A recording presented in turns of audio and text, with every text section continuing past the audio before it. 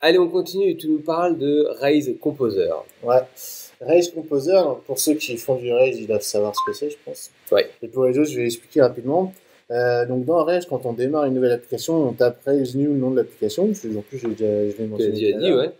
Et du coup, ça nous crée les dossiers où on met ses contrôleurs, etc. Enfin, le squelette. Ça crée un squelette. Mais c'est un squelette qui est vide, il n'y a rien dedans presque. Et Rails Composer, en fait, c'est une gemme. Et plutôt que de faire Rails New App, on utilise Rails Composer, donc il y a la doc qu'il faut, etc. Et qu'est-ce que ça fait? En fait, ça va nous poser plein de questions sur ce qu'on veut mettre dans l'application. Et donc, typiquement, il nous dit, voilà, est-ce que vous voulez avoir un système d'authentification? Tu réponds oui, à ce moment-là, il demande lequel. Et voilà, tu réponds à plein de questions comme ça.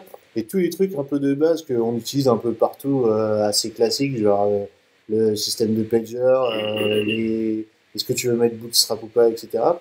Il y a vraiment une masse de questions, il y en a une vingtaine ou une trentaine, je sais plus.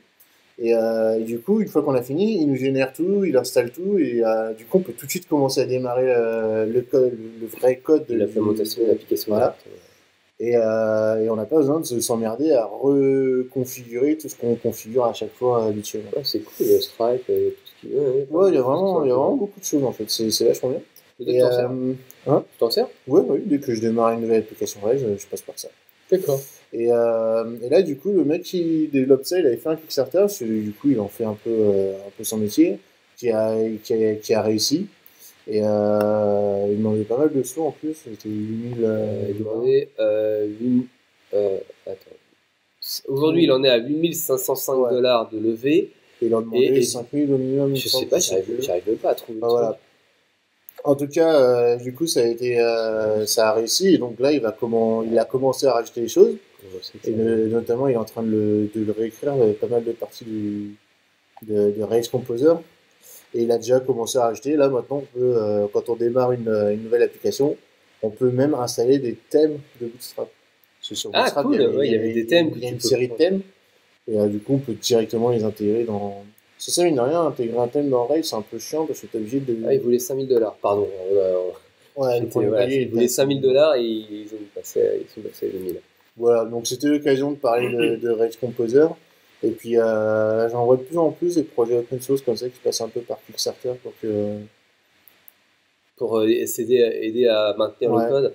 Ouais, il ferait peut-être mieux de passer par des trucs genre Patreon ou Tipeee parce que ça, c'est un coup one shot, tu vois, ça te fait à 8000 balles, je sais pas combien de temps tu tiens avec 8000 balles, tu vois, si c'est mais là, c'était juste, là, il va améliorer le truc, etc. Et il le dit clairement, il dit, voilà, pendant 2 mois, je vais faire ça, un truc dans le genre, je sais plus exactement les dates, voilà, mais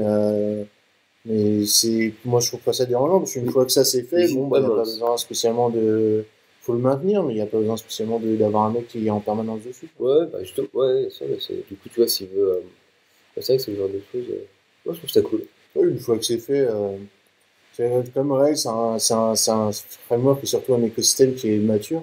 Ouais. Tu as plein de gemmes qui sont pas updatées, qui sont updatées juste au moment où tu passes d'une version à l'autre de Rails. Ouais. Puis après, il n'y a pas spécialement besoin de la mettre à jour. Updater en permanence, quoi. Ça marche. Voilà, allez, on continue. Pas mal comme. Peut-être que ça va devenir un standard. Un standard. Genre, on n'utilise pas Rails News et on utilise Rails Composer à la place. Non, mais de passer par Kickstarter pour. Pour soutenir des petits projets comme ça, ouais. Ah bah, je pense, ouais. Moi, ça me surprendrait pas si ça arrive. Mais j'ai pas trop tendance à le faire, moi. Pour les petits comme ça, hein, pas tu vois, pour WordPress ou pour Rails en soi, il y aura toujours des mises à jour en permanence, etc. Mais pour les petits trucs un peu